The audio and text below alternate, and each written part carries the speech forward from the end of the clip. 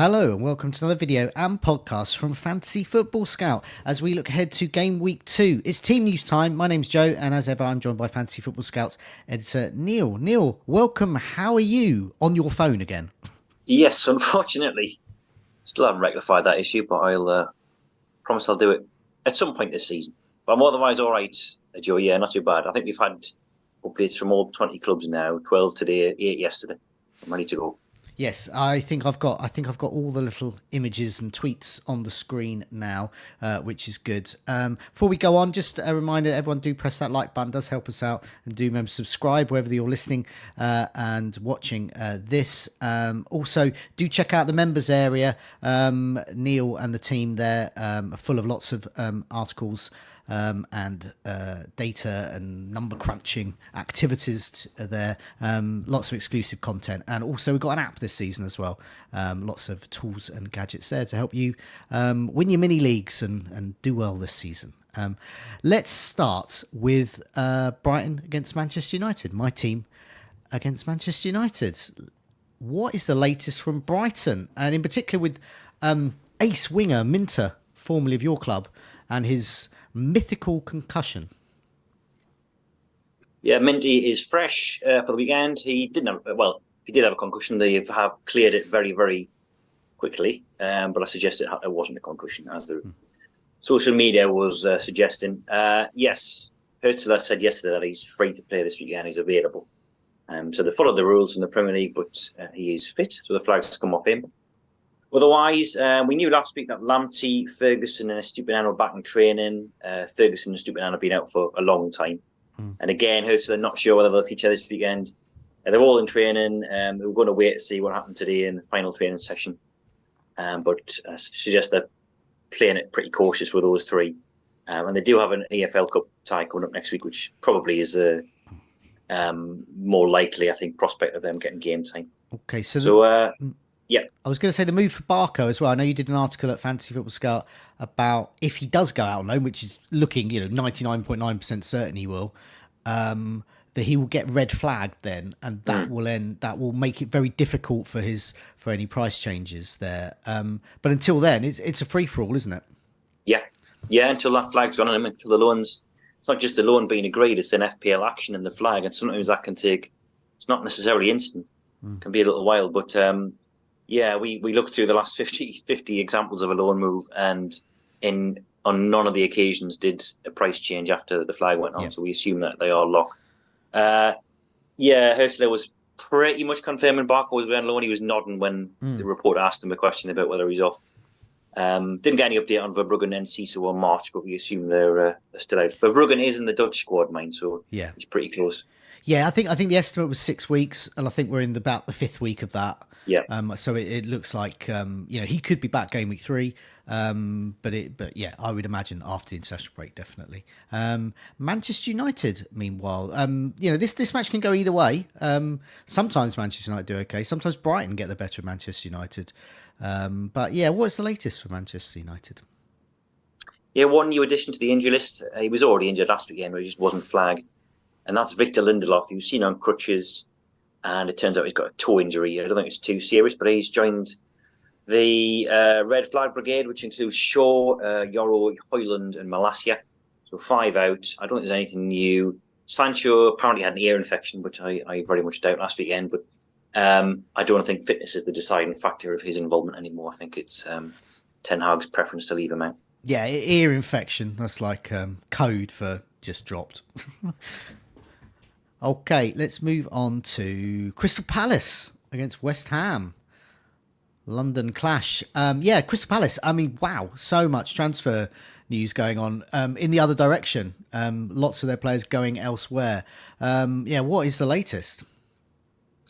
Yeah, it does put you off some of their defense. I mean, I've got Dean Henderson in my team, for example, but I'm less sure about clean sheets now. Joachim Anderson and Jordan Ayew are the two who are imminent in terms of departures. They're not going to be involved against West Ham, obviously. Okay. Anderson's off to Fulham. Ayew's off to Leicester. Mark Gahey's still there for now. Newcastle's still interested, but he will play tomorrow, providing there's no update in the next 24 hours. He's going to captain the side. I mean, injury-wise, they're pretty much fine. It's only Franca who's a peripheral anyway. He's injured. Will Hughes has got an illness, so he could drop out, but they've got ample replacements like Decore and Lerma to come in.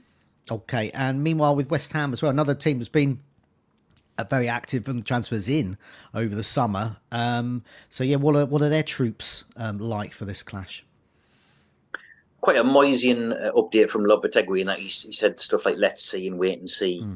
Hinted there was a little problem with one of the players, but didn't really give us much to go off. He did. The only flag player they did have was Edson Alvarez, and he did say he was progressing well, whilst also pointing out that he's been sidelined for a couple of months. So still some doubt over his involvement. But a suggestion from Lopetegui that there is one new issue that he's not mentioning or name checking. Oh, okay. Little surprise for us.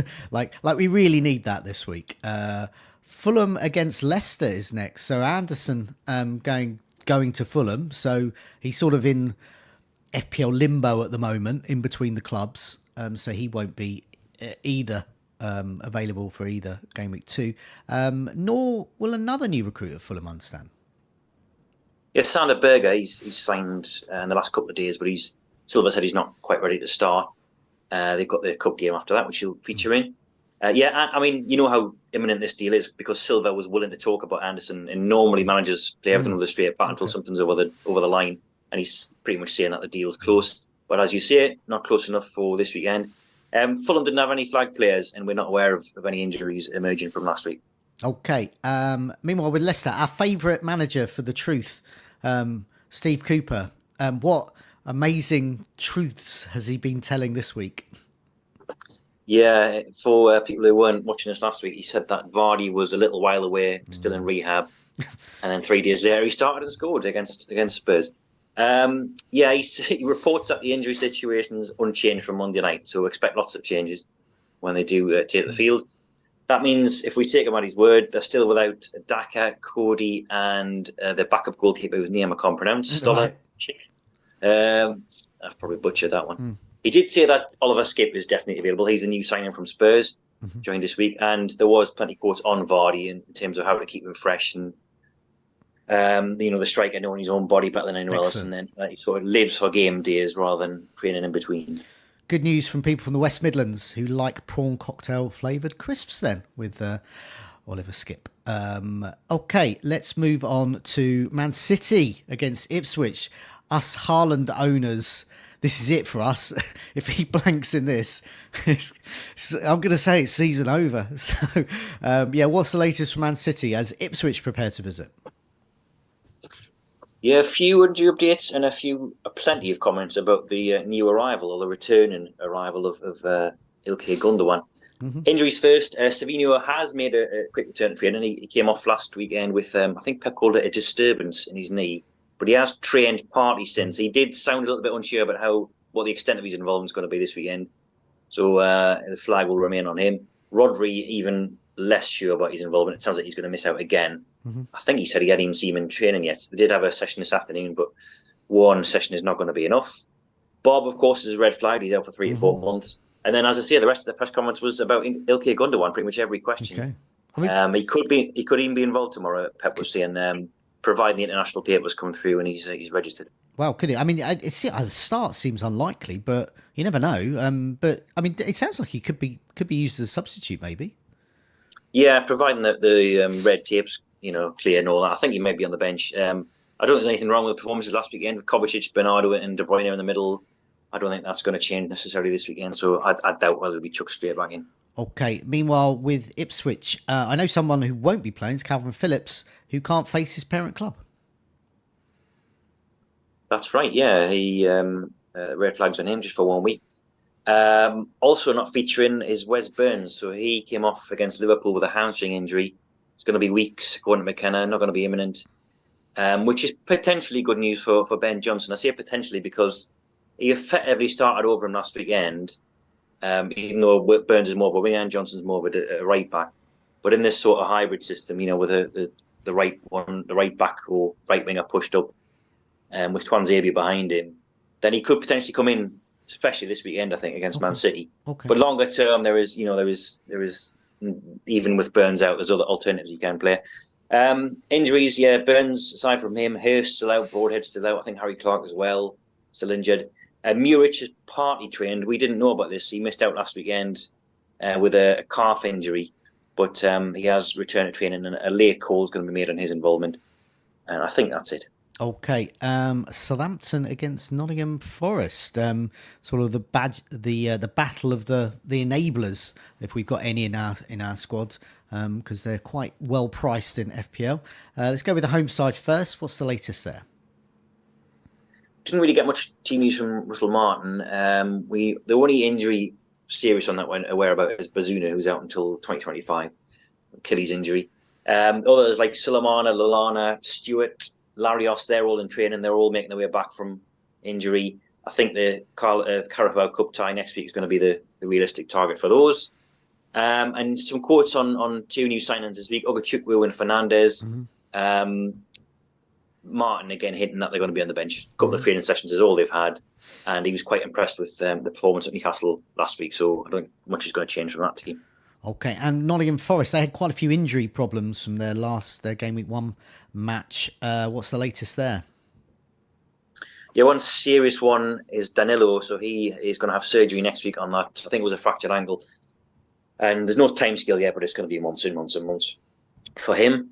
We didn't get an update, at least not that I've seen, in the broadcast section on Ola Aina and Elanga, who came off, I think, after 54 minutes last weekend. The Nottingham Post at the time described them as slight. I think it's described Elanga's as an eye injury. So we've not had anything on those two, so that's why the flags remain on. It turns out that Milenkovic was suspended last weekend. Oh. Nottingham Forest didn't mention anything, and it wasn't reported by the Premier League because he'd been sent off for Fiorentina last season in April, and the ban carried over. So I think he's available this week. I think it was just one match. Moreno is a Nottingham Forest player. He's joined on loan from Villa, but he's yet to train with his teammates. So again, probably not going to be featuring this weekend. Okay, next one is probably the headline one. Lots of news at Tottenham. So let's just start with Tottenham against Everton. What is the latest from Tottenham? Mixed news for those invested in Spurs, I think. Good for Porro owners and bad for Solanke owners. Porro's fine, so he's been past that. He's trained all week. So that's good. Solanke, there were rumours emanating from yesterday, I think, because he wasn't seen in the training ground footage, and it turns out there was actually some truth behind that, and that he picked up a knock in game week 1 on his ankle. Not serious, but Postecoglou said it flared up, and he's definitely going to be out of the Everton game. Beyond that, I'll give you the quote he said. He said he's definitely out tomorrow, and then it just depends on the recovery. Obviously next week, then there's the international break, but it's not serious, we know that. So the fact that he mentioned the international break there does make me wonder whether he's out all game week 4 at the least. Yeah. Also out, by the way, sorry, not as impactful on fantasy managers, but Bentancur's out with a concussion protocol. Assume was back from the naughty step, and Richarlison is fit, but he hasn't played for ages. So I wonder if it's Kulusevski up top again. Is Solanke in your team? No, he wasn't. He was in drafts, but I took him out nearer to the start of the season, and I'm thankful for that. Yeah, I'm one of the 1.38% of managers that has Solanke, Barco, and Quansah. So I've got a really good bench. But so with Solanke, I'm actually going to just hold him because I'm going to use 2 free transfers next week, and that might be something that those listening and watching might want to do. They might want him to move him out now, but I think I might have a few more options next week, and I've got my eye on certain players that having 2 free transfers would be very handy to get. Meanwhile, Everton as well. Annoyingly for those with Solanke, this would have been the money game, and because Everton have got some injury problems, haven't they? Yeah, definitely. I mean, we were putting Son in the scout picks this week. Would have been Solanke. We had to change it very late. Yes, normally so defensively robust Everton, but they are really struggling for numbers at the back. So Branthwaite's not going to be back. Neither is Coleman or Patterson. And then further forward, Garner and Chimiti are red flagged as well. They're going to miss Ashley Young. Say miss. They're going to be without Ashley Young through suspension. Whilst on top of all that, Jim Tarkowski is now a fresh doubt. And maybe Beisch called him with I think it's a hamstring niggle. It's been reported elsewhere. So they're going to have a look at that. So they could be without 3/4 of last season's first choice defence. Only Mikalenko really surviving Just in that back. rubbing it in.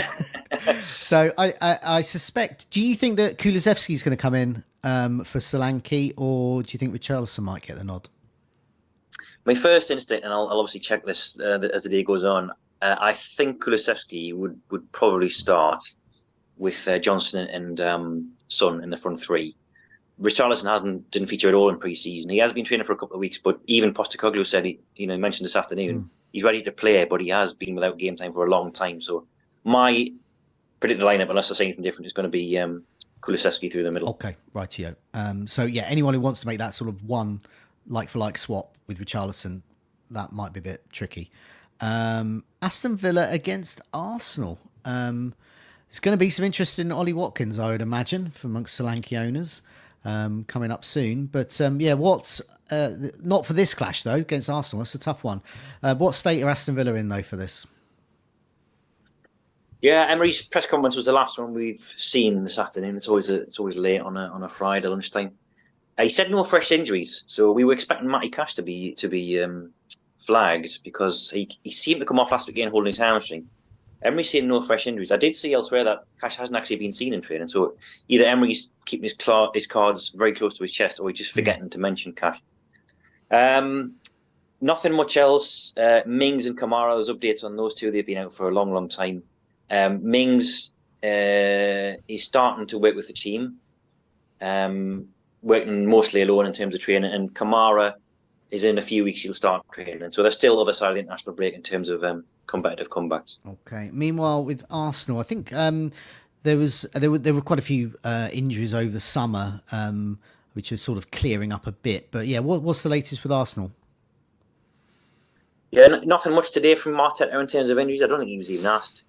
Well, actually he was, but then he's decided to talk about something else. Timber, which I'll come to in a second.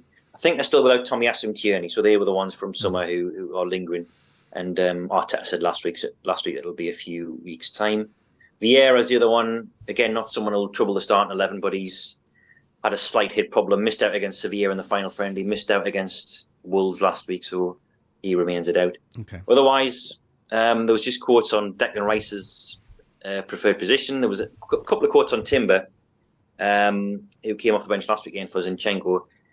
Arteta said he's had a really good pre-season, but we have to build him up. We have to be cautious, so I'm not sure if he's ready to start. Okay, rightio. Bournemouth against Newcastle. It's the Eddie Howe derby. How are Bournemouth post Solanke? I can't believe he didn't miss a single minute for them through injury last season, and he's at Spurs for one game and he's out injured. I mean, that's so Spurs. But it's anyway, Spursy, isn't it? Yeah. So Spursy. Bournemouthy. How are Bournemouth? Yeah, we didn't get an update. I don't think we've had an update on the injuries. I'll look into this once I'm off air. But it was only the three that we were aware of: Unal, Brooks, somebody else who we're forgetting already. But most of the quotes that I've seen so far concern the new boy, Evan Nielsen, the Solanke replacement. He's trained this week. He's registered now. Of course, he wasn't last weekend. So Araola said I think for sure he's going to be involved in this game. Okay. Whether that's from the start, whether that's from the bench, but he's had a full week of training. Jevison's still there as well, the 4.5 million forward.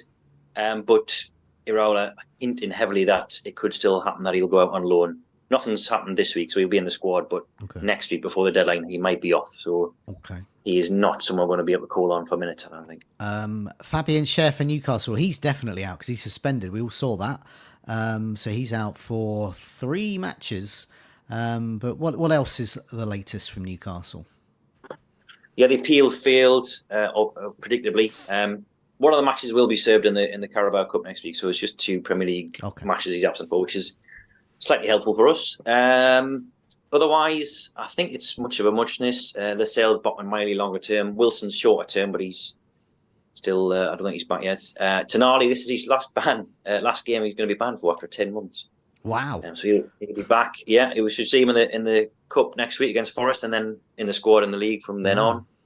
Trippier and Target both got 45 minutes for the 21s on Monday. Target's been out a long time. For Trippier, it's just getting him match fit after the Euros. And there was quite a few quotes on Trippier from Howe saying that he's actually surprised by the reports this week suggesting he wanted to move away, because that's not the case. He's trained all week. He's still a valuable member of the squad, etc., etc. which doesn't necessarily mean he's going to come back in the team, because I think Livramento and all have got the shirts for now. Yeah, I think that's pretty much it from a team. Yeah, I would imagine. I mean, you as a Newcastle fan, I mean, basically all the speculation in the press, as you said, with Livramento playing well, Chippy is going, isn't he? I mean, he's 33. It's, you know, I think last season was his last one really at Newcastle. Do you think? Well, not from what you got from Hal this morning. I mean, he said he was surprised at the report. So I wouldn't rule out the prospect of him leaving by the end of August. I very much doubt that he's throwing his toys out the pram off the back of one game, though. The implication was that he wanted more game time. It's just been one game week, and he wasn't fit in game week 1, so he was never going to start that match anyway because of his late return. So I doubt very much whether the reportage on this is completely accurate. Okay, but I still think he is dispensable in terms of wages and financial fair play and all that thing. I think they might move him on, despite what Howe says.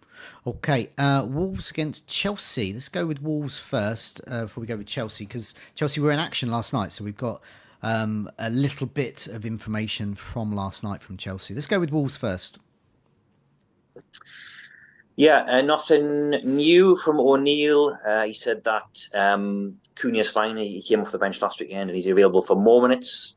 Traore as well did an extra week of training. Everyone's fine, as we were. So that just means 3 long-term absentees: Chibomi, Kalajic and Gonzalez. And Semedo, this is his last game that he's banned for as well. Right, so all as you were. Wolves. Okay.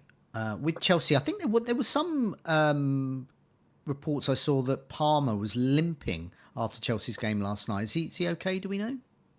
Yeah, we haven't got an update on this from Maresca, because the game week 2 section of this press conference was last night immediately after the game, and it was just embargoed quotes hello. So I've not seen anything on that. I will delve into this, but a reporter did ask Palmer as he was going through the mix zone, "Are you okay?" And he said, "Yeah." Okay. So we think he's all right. But players have been positive about their prognosis before and then been wrong. Quotes from Maresca from last night. Nothing in terms of injuries, but some interesting ones nonetheless. About Felix and Neto to start with. Felix is available.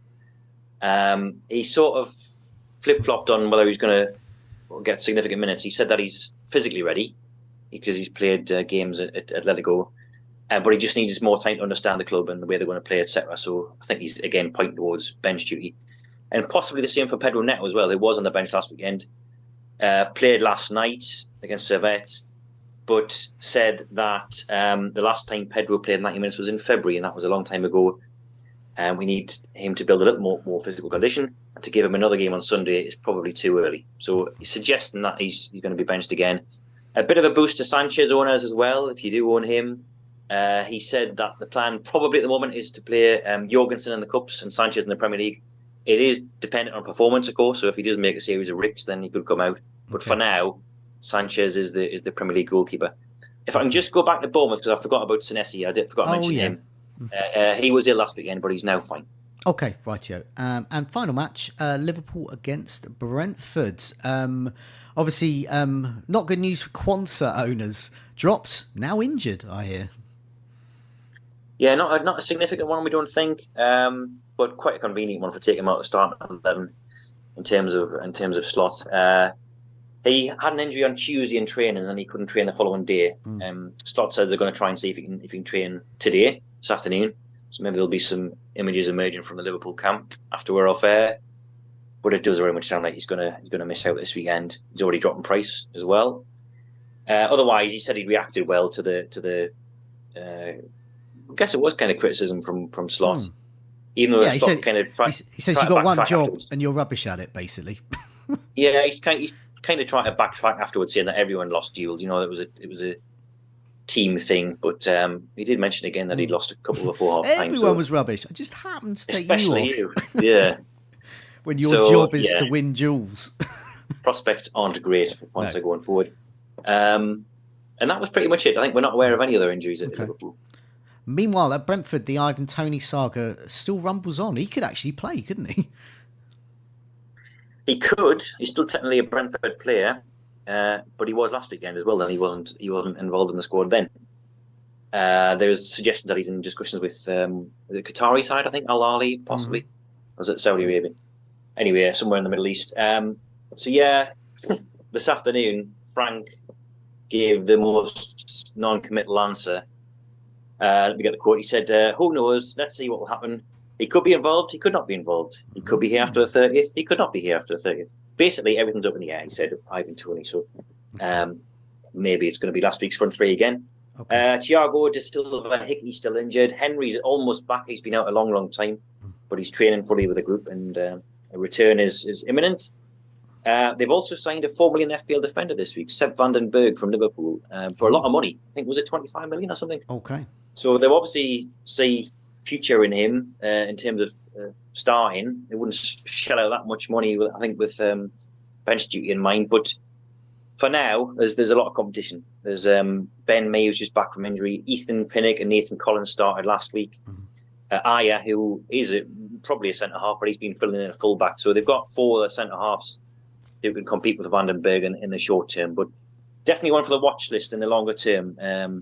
Barco owners and Kwanzaa owners, because he could, in the medium term, establish himself in that Brentford team. Yeah, I will be a little more cautious this time when I go for 4 million defenders, if any.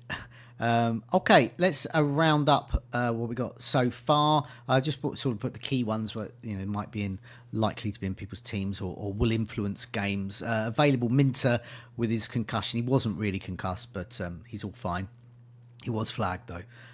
All fine. Questionable though. Muric with his calf problems. Tarkowski could be out with an injury. Alanga, we just don't know what's happening with his eye injury. Same with Aina and his knock. Kwanzaa conveniently has a knock, and Savinho also has a knock for Manchester City. Came off in game week 1, but he could play this time out. Major doubts. If I put doubts rather than outs. Daka and Cody, because you never know, because it's Steve Cooper giving the press conferences there. Rodri, very, very, very unlikely to play because of fitness issues.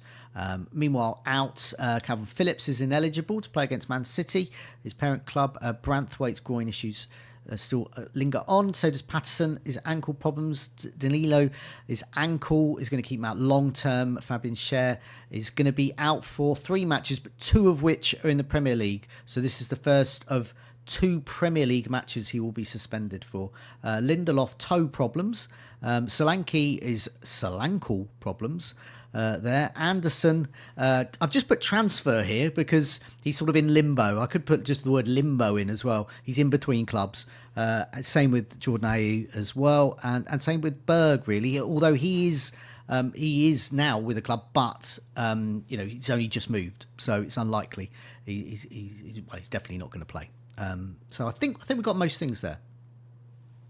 Yeah, I think so, Joe. Yeah, I think that's pretty much summed it up. Right, yeah, excellent. Thanks so much for joining me. Thanks so much everyone who's joined us in the live chat. I didn't say hello to you all earlier. It was such a race to get to all the flags in my team. Sukan, Delia, FPL Scope, J77 Lag, Mr. Feather, Kickabout FPL, Noah, Morgan Jones, Eric G and Abd. Thanks so much for joining us. You're just some of the many hundreds that have joined us in the live chat. Thanks a lot for that. Hope we've given you the team news that you require. Probably not that you want though, especially if you're a Solanke or Kwanzaa owner like me. I won't be here next week, but I will be the following week, the following time after that, because there's an international break in game week 4, so there's a 2-week break there. So I'll be back in a couple of weeks or so ahead of game week 4. But you'll be back next week, Neale, with someone else to give all the team news for game week 3. Thanks a lot for your time. Take care. See you soon. Thanks, Joe. Bye-bye.